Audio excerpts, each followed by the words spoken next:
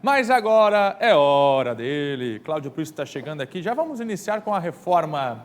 Você vai falar do Datena hoje, não? Você vai falar do Datena, não? Datena? Do Datena? Por quê? Se filiou ao PSL? Vamos a um assunto mais interessante? Que você trouxe aqui recentemente uma pesquisa em que ele aparecia em terceiro lugar com 7 pontos, né? Instituto Paraná. Há um detalhe, né? É. Uma coisa é conhecimento em relação à pessoa. Outra é intenção de voto. Isso ocorre muito no Brasil. Comunicadores que se aventuram a ingressar na política achando que está tranquilo. E quando as urnas se abrem ou Vem o choque. a urna eletrônica revela os dados, mostra que a coisa não é bem assim. Então vamos... Tivemos um caso recente, Hélio Costa, que foi o recordista da eleição proporcional, com quase 200 mil votos. João Rodrigues também é da comunicação. Também, mas tem outros casos que o cidadão é surpreendido. Tivemos 2 casos em municípios vizinhos, aqui da Grande Florianópolis, candidaturas em São José e Palhoça. Vamos à reforma da Previdência em Santa Catarina. Como estão se comportando os partidos com relação a isso, hein, Prisco? Muito bem, vamos ao telão, tia Cris, fecha neles. 3 deputados. Milton Obos, PSD, presidente da Comissão de Constituição e Justiça. Marcos Vieira, PSDB, presidente da Comissão de Tributação e Finanças. Ivonei Weber, do MDB, presidente da Comissão do Trabalho. Pois muito bem, o que ocorre? Aquilo que já vem se falando. A intenção de dar uma acelerada na tramitação da reforma da Previdência. Só que tem um grupo minoritário, é verdade, de parlamentares que não querem também uma tramitação no afogadilho, que possa ser cadenciada a ponto dos parlamentares se posicionarem e ouvirem também representantes da sociedade civil.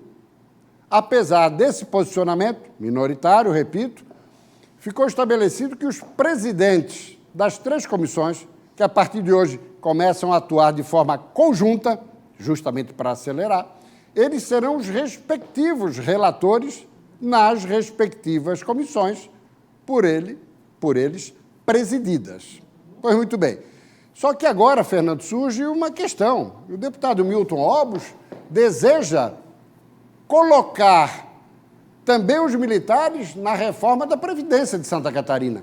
Isso ocorreu no Rio Grande do Sul, mas na esmagadora maioria dos estados foi obedecida a orientação federal da lei que foi aprovada na reforma da Previdência no Congresso Nacional em novembro de 2019, que militares têm um sistema único, fora da realidade previdenciária dos respectivos estados. Isso pode causar, de alguma maneira, um transtorno nesse processo de tramitação. E outro detalhe, alguns deputados desejam um pouco mais de tempo também para se aprofundar na reforma. Carlos Moisés tem maioria, mas se coloca militares, se de uma audiência pública são transformadas em várias audiências públicas e começam a chegar muitas emendas parlamentares e propostas externas, a previsão de votar ainda na primeira quinzena de agosto pode ficar comprometida. O debate é importante. A transparência, então, nem se fala.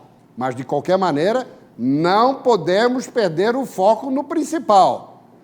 A reforma da Previdência é necessária, indispensável, para conter o rombo previdenciário nas contas de Santa Catarina.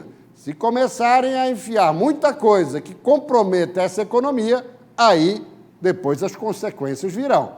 E isso introduz um outro assunto. Pois né, vamos aproveitar Fernando? então para ver como é que está a arrecadação do Estado, né? Porque a preocupação é tira o dinheiro do cofre público para pagar a Previdência. São 415 milhões mês. Por mês, exatamente. É um rombo de mais de 400 milhões por mês. Como é que está a arrecadação de Santa Catarina? Apesar da arrecadação estar boa, isso, tia Cris, fecha no telão, não se pode descuidar da reforma da Previdência. Pois muito bem, a arrecadação catarinense, agora em junho, mês que recentemente findou, tivemos praticamente 3 bilhões de arrecadação. Um crescimento aí de quase 42% na comparação com junho de 2020. Pode vir aqui para mim, tia Cris. Pois muito bem, o que isso representa?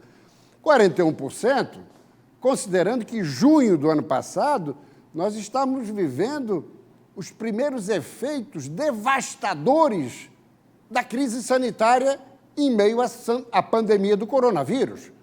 Então, a queda da arrecadação foi brusca.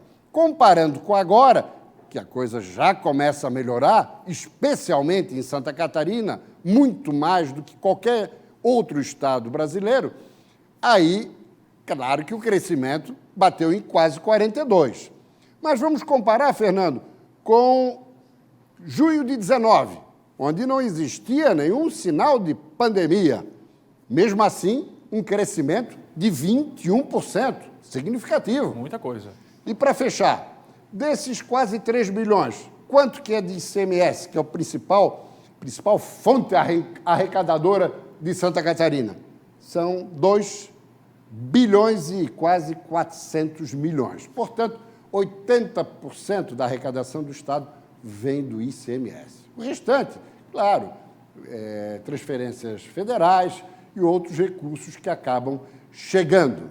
Mas o forte da nossa economia, sem dúvida nenhuma, é o ICMS. Isso prova que as empresas já estão começando a rodar, que a economia catarinense está começando a girar. E a previsão é que nos meses de julho, agosto e setembro, no próximo trimestre, esse crescimento seja ainda mais significativo, meu caro Fernando. Que assim seja, Prisco.